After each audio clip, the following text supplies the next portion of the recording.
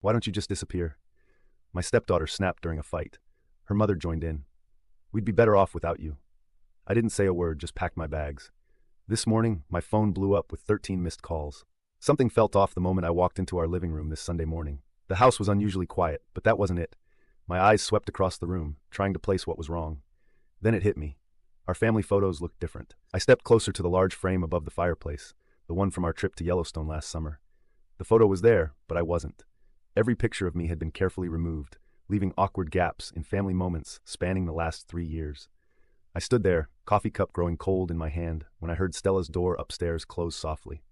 My stepdaughter's footsteps paused at the top of the stairs. She'd obviously noticed I was up. After a moment's hesitation, she continued down, phone in hand, deliberately not making eye contact as she headed for the kitchen. "Morning," I said, keeping my voice neutral. The silence that followed was heavy with intent. 3 years. That's how long I'd been in Stella's life. 3 years of carefully building trust, of movie nights and math homework help, of trying to be there without pushing too hard. Now, at 16, she'd started pulling away. I'd been expecting typical teenage rebellion, but this felt different. It started last week when I offered to help with her chemistry project. She'd been struggling with the subject, and I thought, well, it doesn't matter what I thought. Her response was like a slap. "Stop pretending you care about my grades. You're not my real dad." I'd heard variations of that before, but something in her tone was new, sharp, deliberate. Delilah, my wife, was in the kitchen and must have heard, but she said nothing. That silence felt like choosing sides. The tension built over the week. Small things, dishes left in the sink with pointed looks, doors closing just a bit too hard, conversations that stopped when I entered rooms. Delilah grew distant too, deflecting when I tried to discuss what was happening.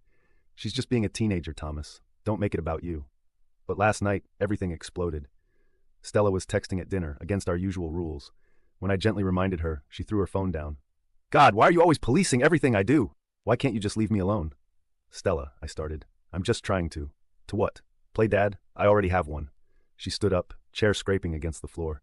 "Why don't you just disappear? Nobody asked you to try so hard. It's pathetic." I looked at Delilah, expecting, I don't know what I expected. Support? Mediation? Instead, she set down her fork and said quietly, "Maybe we'd all be better off if you did." The words hung in the air like smoke. 3 years of memories flashed through my mind. The day Stella first laughed at one of my dad jokes. The night she called me in tears when her first boyfriend broke up with her. The proud smile Delilah gave me when Stella asked me, not her mom, to help pick out her prom dress. I stood up slowly, my dinner half-eaten. "Okay," I said simply. "Okay, what?" Stella challenged, but there was a flicker of something in her eyes. Uncertainty, maybe. "If that's how you both feel, okay." I walked upstairs to our bedroom and pulled out my old duffel bag. I could hear them whispering downstairs, but nobody came up as I packed enough clothes for a few days. I noticed my hands weren't shaking. I felt oddly calm. When I came down, Stella was gone, probably to her room. Delilah stood in the kitchen doorway, arms crossed. "So you're just leaving? That's your solution?" "You said you'd be better off," I replied, checking for my keys and wallet. "I'm respecting that." "That's not, I didn't mean." She stopped. Pride or anger or something else held back whatever she was going to say. I picked up my bag. "I'll be at Ryan's. I'll figure out something more permanent soon." I paused at the door. You know, when Stella said those things before, it hurt. But hearing you agree, that broke something, Del. I drove to Ryan's place in silence. He took one look at me and set up his guest room without questions. That's the kind of friend he is. I turned off my phone and took a sleeping pill from the emergency stash in my travel kit. This morning, I woke up to sunlight streaming through unfamiliar curtains. When I finally turned on my phone, it exploded with notifications. 13 missed calls, 8 from Delilah, 3 from Stella, 2 from Quinn, my sister, 27 text messages, 4 voicemails. I haven't listened to them yet. I'm sitting here in Ryan's guest room, watching the morning traffic below, thinking about those empty spaces in our family photos. Maybe they were always there, and I just didn't want to see them. My phone buzzes again. It's Stella. After everything that happened, I find myself staring at her name on the screen, wondering what could be so urgent now. But I'm not ready. Not yet. Sometimes the hardest thing isn't walking away, it's knowing whether you should walk back. Update 1. First, thank you all for the supportive comments on my last post. I didn't expect such an overwhelming response. To address the most common questions, yes, I've read the messages. No, I haven't replied to any of them yet. And yes, I'm still at Ryan's. This morning started like the others, me pretending to focus on work while actually staring at my phone, wondering if I should break the silence. Then Ryan dropped a bomb over breakfast. "Miles is back in town," he said, sliding his phone across the table. There on Facebook was a photo of Stella's biological father, tagged at a local restaurant, 2 weeks ago. The same Miles who hasn't paid child support in 3 years. The same Miles who missed Stella's last 4 birthdays. Suddenly, the timing of everything made sense. I scrolled through my texts again. Delilah's messages had evolved, from angry, real mature Thomas running away instead of talking, to concerned, "Please just let us know you're okay," to something more complex. Her latest read, "There's something you need to know. It's Stella. Please call." Quinn showed up around lunch, armed with coffee and that no-nonsense look she gets when she's about to meddle in my life. "You look like hell," she announced, dropping onto Ryan's couch. "Thanks. Always good to see you too, sis." She didn't smile. "I ran into Stella at the mall yesterday." That got my attention. "How is she?" "Meeting Miles for coffee. She didn't see me." Quinn watched my reaction carefully. She looked hopeful. You know that look she gets, like when she's trying not to get too excited about something. I knew exactly what she meant. It was the same look Stella had when she got accepted to that summer program last year, like she was afraid to believe something good was really happening. "Did you know Hoon's been messaging her for months?" Quinn continued, promising to make things right this time. My stomach twisted. I checked Stella's Instagram, something I rarely did. Her latest post was a photo of her and Miles, captioned, "Real family time." The comments were filled with heart emojis from her friends, none of whom knew the history there. Ryan, who had been quietly listening, spoke up. "Remember what happened last time he showed up when Stella was 13? I remembered. Miles had swept in with grand promises, lasted 2 weeks, then disappeared again. Stella didn't get out of bed for days after. Delilah and I had spent months rebuilding her trust, convincing her she was enough, that she deserved better. As if on cue, my phone lit up with a text from Delilah. Delilah, Heek asking her to move in with him. Shek, actually considering it. "Please, Thomas, I know you're angry with me, but she needs you." I started typing several responses, deleting them all. What could I say? "Sorry, you told me to disappear, but now you need me to reappear?" The whole situation felt like a cruel joke. Then came another notification, Stella's new Instagram story. A picture of college brochures spread across her bed with the caption, "Big change is coming. Sometimes you have to choose your real path." Those were Miles's exact words from 3 years ago, right before he moved across the country for his real path and stopped answering Stella's calls. Quinn must have seen something in my face. "What are you thinking?" she asked. "I'm thinking about the day I married Delilah," I said slowly. "Remember what Stella said in her speech? How sometimes family finds you when you're not looking for it? And now she's posting about her real family and her real path while Miles plays Father of the Year. He's got her convinced." I stopped as my phone started ringing. Unknown number. "Thomas, this is Miss Anderson from Riverside High. I'm Stella's guidance counselor. I know this is unusual, but I need to speak with you about some concerning changes in Stella's academic plans and recent behavior. Would you be able to come in tomorrow morning?" I agreed to the meeting, my mind racing. Stella had been maintaining straight A's since freshman year, determined to get into a good college. What could have changed? After I hung up, Quinn and Ryan were both watching me expectantly. "So?" Quinn prompted. "So I think it's time to stop being silent." I picked up my phone and finally opened the voicemail from Stella. Her voice was small, unlike her usual confidence. "I know you probably hate me now, and I get it. I need to tell you something about why I said those things about Miles. Just please call me back." There was something in her voice that reminded me of the 13-year-old girl who used to check the mailbox every day, hoping for a letter that never came. "I'm meeting with the guidance counselor tomorrow at 9. After that, I think it's time for some honest conversations. Because the thing about disappearing is, sometimes it lets you see things more clearly from a distance." The school's number was still on my screen. Next to it, a text notification from Miles to our family group chat, which I was still part of. "Miles, great news. Big announcement at dinner tomorrow night. I had a feeling I knew exactly what that announcement would be, and I wasn't going to let history repeat itself. Update 2. I've spent the last hour trying to figure out how to write this update."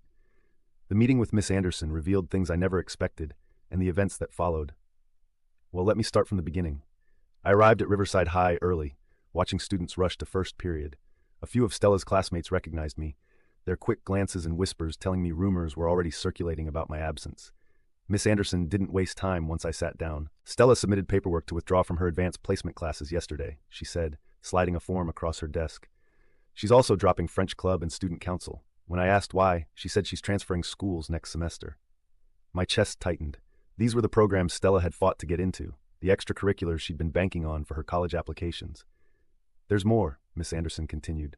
"Last week, she asked me to send her transcripts to 3 different schools, all in California." She paused, watching me carefully. The same city where Miles recently bought property. That's when the pieces started falling into place. I pulled out my phone, showing her Miles's big announcement text. "Let me guess, Hoon's opening a new business out there." She nodded. "Stella mentioned something about a startup, said her father needs family investors to get it off the ground." The familiar sick feeling returned. The same one I got 3 years ago when Miles convinced Delilah to loan him money for a sure-thing business venture. Money we never saw again. I left the school and drove straight to our house.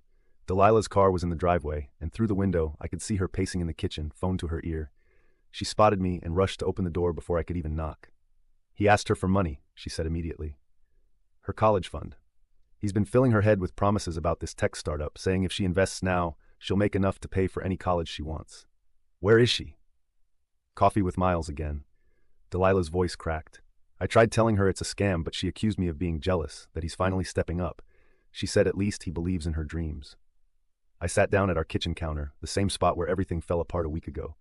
Why didn't you tell me he was back? I tried to handle it myself. Thought if I kept them apart. She shook her head. Then you and Stella had that fight, and she said those things, and I panicked, sided with her because I was afraid if I didn't, she'd choose him completely. Before I could respond, the front door opened. Stella walked in, freezing when she saw me. She looked different, makeup done carefully, wearing the expensive jacket Miles must have bought her, but her eyes were red. What are you doing here? She asked, but the usual edge was missing from her voice. Dropping your AP classes? Really? I kept my tone gentle. What happened to Stanford? Plans change, she mumbled, not meeting my eyes. Dad says, Miles says, I corrected quietly. Something flickered across her face. He has connections out there. The startup is guaranteed to. Like the classic car dealership was guaranteed, or the food truck franchise. I pulled out my laptop, opening the documents I'd spent the morning gathering. I did some digging. Want to see Miles's current business registration status? Or his credit report? Or maybe the 3 pending lawsuits from his last guaranteed investment opportunity? Stella's hands trembled as she took the laptop. With each click, each document, the careful facade cracked a little more. When she reached the lawsuit from his previous stepdaughter's grandmother, seeking to recover college funds he'd borrowed, the first tear fell. He said, she swallowed hard, he said he's changed, that he wants to make up for lost time, that we could be a real family if... She stopped, looking up at me suddenly. The photo album, he said I had to prove I was choosing him, that you were the reason he stayed away, because you took his place. Oh, sweetie, Delilah moved toward her, but Stella stepped back. I knew, she whispered. Deep down, I think I knew, but I wanted so badly to believe. Her phone buzzed, another text from Miles. She stared at it for a long moment before turning it off completely. I have to go, she said abruptly, heading for the stairs. I need to think. We let her go. Space is the kindest thing you can offer. Hours passed. Delilah and I talked, really talked, for the first time in weeks. About fears and mistakes. About Stella and Miles. About us. Around midnight, I was getting ready to head back to Ryan's when my phone lit up with a text from Stella. I messed up. Everything's messed up. Can we talk? I mean, really talk. Not about Miles or money or anything. Just, remember when we used to get ice cream after my dance classes and you'd let me rant about school drama? Could we maybe do that? I know I don't deserve it, but... I'm typing this from the car, parked outside our local ice cream place. It's technically closed, but the owner knows us. We've been coming here for 3 years. He's staying open late just for us. Stella just pulled up in her mom's car. She's sitting there, probably working up the courage to come in, just like I am. Sometimes, the hardest conversations start with the smallest steps, or, in this case, with mint chocolate chip ice cream at midnight. That night at the ice cream shop changed everything. Stella talked for hours, about Miles's manipulation, her fears, her guilt. But it was what she mentioned in passing that caught my attention. Miles had been asking her to convince her friend's parents to invest in his startup too. Something clicked. I remembered the lawsuits I'd found, the pattern of targeting families through their children. The rage I'd been suppressing finally had a purpose. You know, I said carefully, what he's doing isn't just morally wrong. It's illegal. Stella looked up from her melting ice cream. What do you mean? I explained about security fraud, about running unauthorized investment schemes. Her eyes widened as she pulled out her phone, showing me the group chats where Miles had been directly soliciting investments from minors. That night, after dropping Stella home, I made some calls. Quinn has a friend at the SEC. Ryan knows someone in the DA's office. By morning, I had a plan. Miles didn't see it coming. He was too focused on his big announcement dinner, where he planned to convince Stella to sign over her college fund. He'd even invited some of her friends' parents, more potential targets. The dinner was at an expensive restaurant. Miles was in his element, talking about Silicon Valley connections and guaranteed returns. I waited until the appetizers arrived before standing up. Before we continue, I said, there are some people who'd like to join us. On cue, 2 federal agents and a state investigator walked in. Miles's face went from confident to confused to terrified in seconds. Turns out, Miles wasn't just running one scam. The investigators found 7 different fraudulent schemes across 3 states.